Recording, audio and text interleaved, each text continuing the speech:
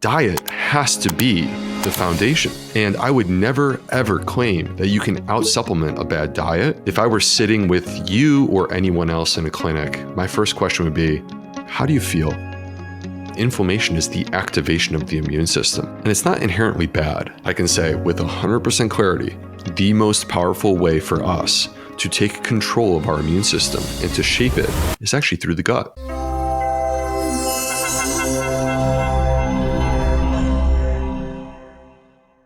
Welcome to the Live Long podcast.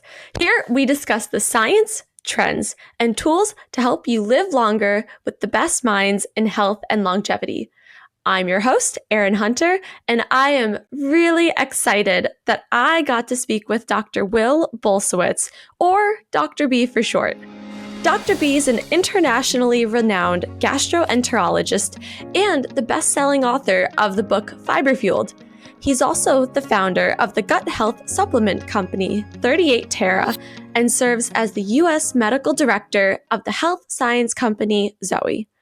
Now, there's a fine line between health and disease, and you might be surprised that the key lies in the gut. Me and Dr. Will are going to dive deep into the gut microbiome and age-related diseases. We're going to talk about inflammation, reversing metabolic diseases, the foods that you could be eating right now to optimize your microbiome, the oh-so-popular probiotic, and what you can do right now to achieve a happier gut and healthier you. So get ready to optimize your gut with Dr. Will. Help. Let's go. Oh, it's so exciting to have you here. And I would love to start broadly because the gut space is becoming really big now. I mean, more people are talking about it. And despite all this literature and despite all the popularity, what is the gut and why do we really care about the gut microbiome, especially more so now than before? There's things that rise and fall in popularity. These are trends. But the truth, though, Erin, is that we shouldn't allow trends or popularity to define the choices that we make in terms of our health. Because I can tell you what's not changing, every couple of years. Our biology is not changing every couple of years. The biology remains the same. And science is the tool that we apply in order to understand, basically to get a view into our biology and how it functions. And there's a lot that we don't know. There's a lot that we don't know. There's a lot that we're in the process of figuring out. But I think that, what's exciting when we talk about gut health, like, frankly, it could be popular or unpopular. I'm going to still be talking about it because at the end of the day, to me, this is so essential to our health. And I think of it as the command center for human health, where it's radical that we have discovered that there is this part of our body that is connected to such essential parts of human health. Digestion, which is access to nutrients, which is literally life, and our immune system, and our metabolism, and our hormones, and our mood, and our brain health. And this part of the body that I'm describing is an organ that cannot be seen on a CAT scan, and it's also not even human. And, 15, 20 years ago, we knew almost nothing about it. And so we're in this new phase where there's this exciting discovery that's occurring. It is really revolutionizing. From my perspective, it is revolutionizing the way that we think about the human body and human health. And it's an opportunity for us to tap into that science and make choices. Not big choices, small choices, but with consistency that can radically transform our health. I feel like those small choices are hard because on a daily basis, for sometimes myself, I've been guilty of this, and for many, you kind of want the elusive magic pill. You want the thing that's just going to solve all your problems and, healthy, it's fine. But sometimes, and especially as you're saying with your gut, it's that daily maintenance. That's the superpower. That's going to be the thing that keeps you healthy, is what you choose, those small things. Yeah, that's so true, Erin. to contextualize this and just to come completely transparent and upfront on this topic that you've brought up, I'm the founder of a supplement company. And this supplement company, 38 Terra, clearly I believe in what we're doing. I would never do something that I don't wholeheartedly, with every cell in my body, believe in. And that's because for 10 plus years, I witnessed patient after patient have amazing results with fiber supplements. But having said that, let me be the first one to say, diet has to be the foundation. And I would never, ever claim that you can out-supplement a bad diet. I would never claim that you could take a D- gut and make it an A+ with supplements alone. To me, I'm of the belief, of the view, that there are multiple different approaches that ultimately manifest in our gut health. A huge part of it is our nutrition. And there are lifestyle elements, so like sleep and exercise and stress and all these different factors. But then there also are supplements, and supplements can be helpful. And again, I've witnessed that firsthand with thousands of patients. So there's just no way that you'll ever be able to convince me otherwise. So to me, this approach is really about sort of, I think we have to allow ourselves some grace. You're not going to transform everything all at once. To me, it's one step at a time. How do you know, though, if the lifestyle and diet choices you're making are actually making a difference? We live in an era of like excessive information, to be completely honest with you. It's quite overwhelming how much testing we could do. And look, I enjoy these things myself, like an Apple Watch or a Whoop or something like this. Right? And there's so much information. And yet what we come back to, for me, if I were sitting with you or anyone else in a clinic, my first question would be, how do you feel? Yeah. Oh my gosh. Wow. This is so basic. It's so basic. And yet it's actually the important part. And this is not to say that our choice that we made on a Tuesday, that like by Tuesday afternoon, it should completely change your life. It's a bit unrealistic, but it's more so that when we are making proper choices, you will notice a difference in how you feel. And that can manifest in different ways. I tend to gravitate very quickly towards energy. When something is good, it is energizing my body. And I sincerely believe that comes back to our gut. We can unpack that, but I believe that comes back to our gut. Like this thing that doctors really can't get a handle on. I have fatigue. I have low energy. I don't feel like I have the ability to focus. Like doctors kind of roll their eyes because they don't know what to do with that. But like to me, what we're talking about there is actually health and inflammation and our gut microbiome. Like that's what we're talking about there.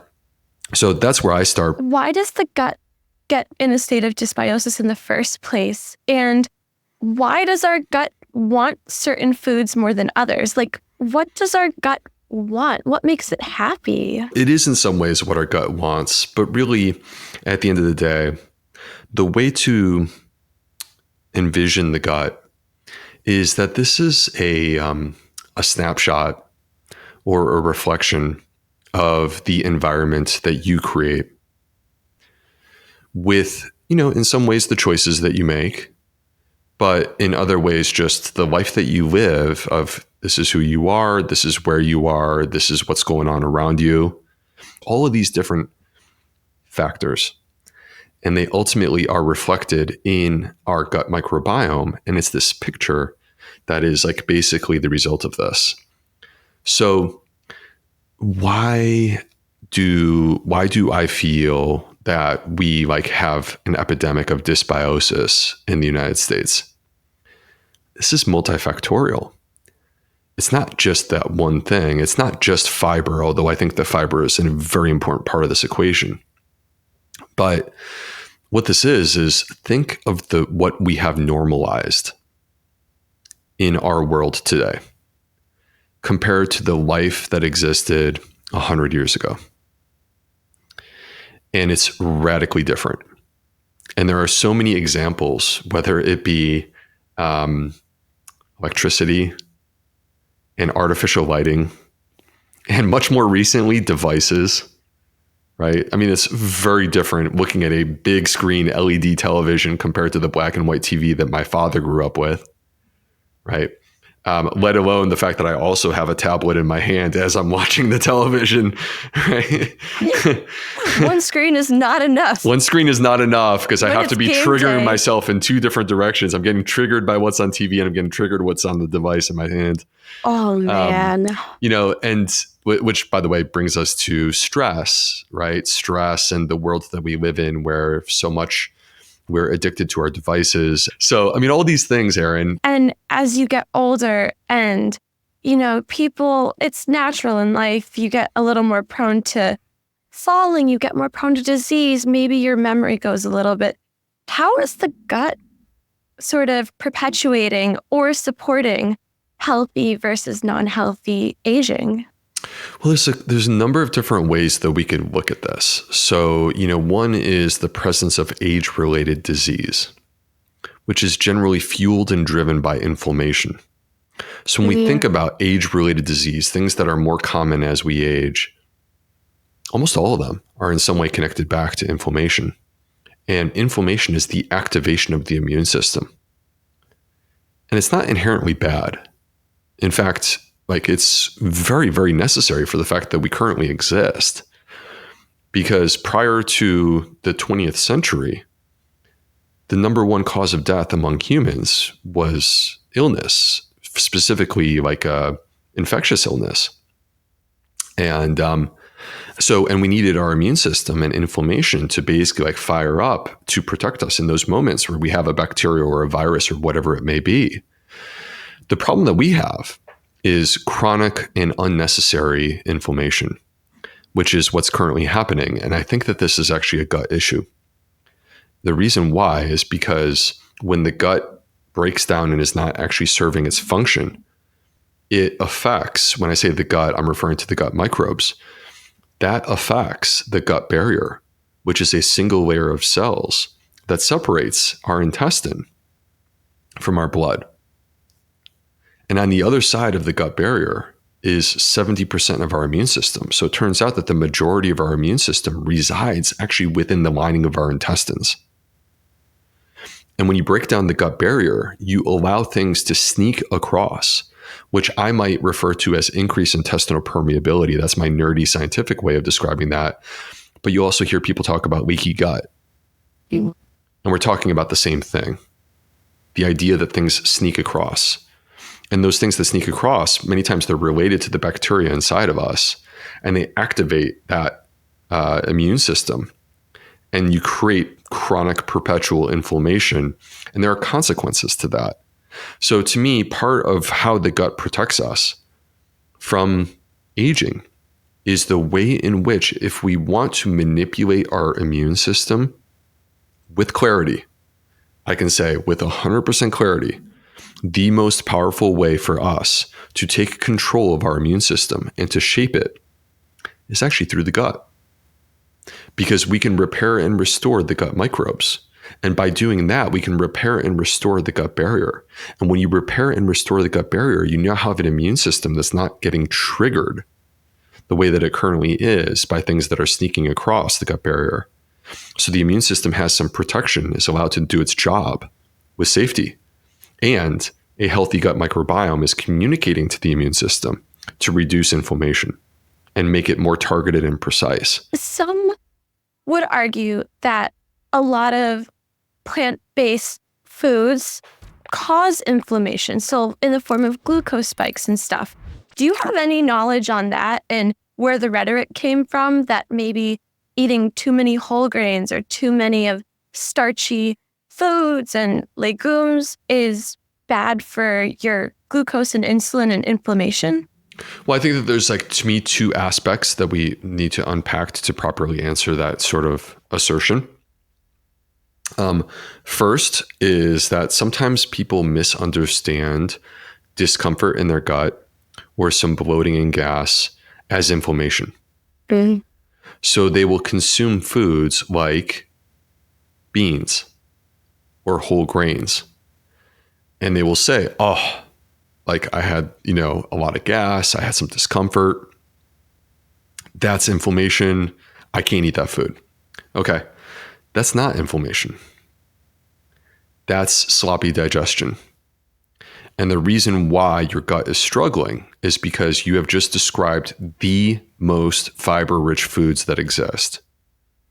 High in fiber, high in resistant starch, high in polyphenols, all of which require your gut bugs to process and unpack them for you. You don't have the enzymes to digest those foods. So you are 100% reliant on your gut microbiome to do this for you. So for people who have gut issues, again, there's an amount that they can tolerate. But if they're not conscious or aware of that, they're going to eat these foods, they're going to get that gas and bloating, and they're going to call it inflammation. They're going to say, I can't eat that. So I think that's the first thing. Now, the second part to sort of answer that assertion, Erin, is with the blood sugar, which is that people act as if any rise in our blood sugar is inherently unhealthy. That is not true. That is not true. And carbohydrate-rich foods will, by their nature, increase our blood sugar more so than fat or protein-based foods. And carbohydrate foods naturally are more prevalent among plant-based foods. That's what they are. And they're incredibly good for us. We're not talking about refined sugar, right? We're not talking about refined white flour. We're talking about eating whole plant foods that do contain carbohydrates. By the way, they also contain protein and fat. Like even leafy greens have protein and fat, but they contain carbohydrates. And it is normal to have some rise in our blood sugar when we consume carbohydrates. That's our body's normal response to that food. So we shouldn't vilify all elevations in our blood sugar on any level. That's just eating a balanced diet. And it's quite different than a person who, has insulin resistance, which is the physiology that is a part of type 2 diabetes. In a person who has insulin resistance, they consume those carbohydrate foods and they spike their blood sugar. And that is the result of the insulin resistance, which is a metabolic disease, which is, of course, connected back to our gut microbiome, and which can be addressed and healed with the consumption of actually whole plant-based foods. Like, people don't develop type 2 diabetes because they eat whole plant-based foods. Wow. So I want to shift gears really quick because this is hot topic. Probiotics. So there's fiber, but then there's probiotics. Now, these are two different things in the sense that the fiber feeds the gut microbiome. The probiotics, though, what is their purpose here as well? And how do they relate? How does it relate to fiber in creating a healthful gut optimizing diet? As a gastroenterologist, having treated, I don't even know how many patients, tens of thousands of patients, do I see a role for probiotics in the treatment of digestive diseases? The answer is yes, but it's complicated. And whether or not it's going to work is highly individualized. So you could have a probiotic that in theory makes perfect sense for, an individual. It could be you, Erin, in theory. And the problem is that if I ask you, take this probiotic, take it every day, and you start taking it, you may not notice any difference or benefit at all. And that's because you have a unique gut microbiome, unlike any other person on the planet.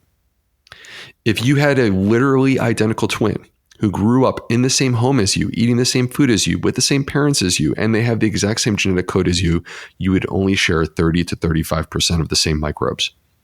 You would be 65 to 70% different in terms of your microbiome. So because you have that unique microbiome, when we introduce a probiotic, the question is what's going to happen when this stranger from out of town comes into this new system? How is this all going to play out? Is it going to be healthy for everyone? Is it going to be good? Is it going to be kind of neutral? Is it going to be actually problematic? Right? And we don't have an answer to that until you actually try. On the flip side, with the prebiotics are food for the microbiome. So it could be you, it could be me, it could be the listener at home. It doesn't matter, Because even though we have unique microbiomes, those unique microbiomes require food. This is their source of energy. They're as alive as you and I are. So while the effect may be slightly different in you versus me versus the listener at home, we still require the exact same nutrient, which is fiber and resistant starch. And this is why I'm a believer in the power of diet, in the power of prebiotic fiber supplements, prebiotic fiber and resistant starch supplements. This is why I'm a believer in these things. And yes, I see that there's a role for probiotics. And I should add, while we're on this topic, you can get probiotics in your diet. It doesn't have to be a capsule. So I want to be cognizant of your time, and I'm going to wind down. But I would love if you could share with people just a few nuggets of wisdom we can all take going forward. A few, if it's just foods, if it's just what you've already said during the talk, just reiterating. I would just love if you could end by giving everyone that beacon of hope that our guts can get better and it's possible.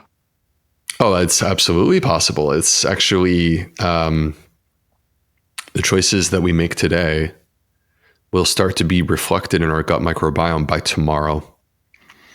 So it's an incredibly forgiving part of our body. So you've heard me talk about fiber quite a bit, and you're probably wondering how many grams, but I don't count grams. I count varieties of plants. And our food system will not do this for you. I need you to make the decision that every meal is an opportunity to add more plant variety to your plate, and that will translate into a healthier gut. Number 2, I want you to consume fermented food. This is a lost art. This is something that's changed in the last 100 years, Erin. Every culture in human history had food traditions. And if you look at those individual food traditions and you think about them, think about where you come from, your heritage and the family that your family heritage. Think about the way that they used to eat. And there was always fermented food as a part of that tradition. So we need to bring that back. So that's number 2. Number 3, I'm a big believer in the power of exercise. And this doesn't need to be anything absurd or aggressive. This can be simple. So I'm challenging the listeners to take a walk outside today. And preferably, and I'm going to make this number 4, preferably make it in the morning. The power of light for the microbiome is profound. I was just writing, I won't share what I was writing, but I was just writing something. We'll just leave it like that this morning. And all about this particular concept. And it's fascinating to consider that morning light translates into good sleep tonight. So if you take a walk outside in the morning, make sure that you're not wearing any sunglasses or anything that would block the light. It's actually amazing how powerful that can be for your energy, for your sleep, for your gut microbiome. Thank you so much for talking, because you just shed light on it's so important. And I know that for me, a lot of times you hear gut health and it's like, yeah, have a good gut, have a good gut. But at the end of the day, your gut and those little dudes living down there can impact everything in your life. These little guys speak louder than I speak. They're the ones who are talking. Amazing. Thank you, Erin. I love how you just called them little dudes down there. That's great. I guess that could be interpreted in a bad way. No, it's cool. I like it. It's a cool way of describing them. They're like little dudes down there.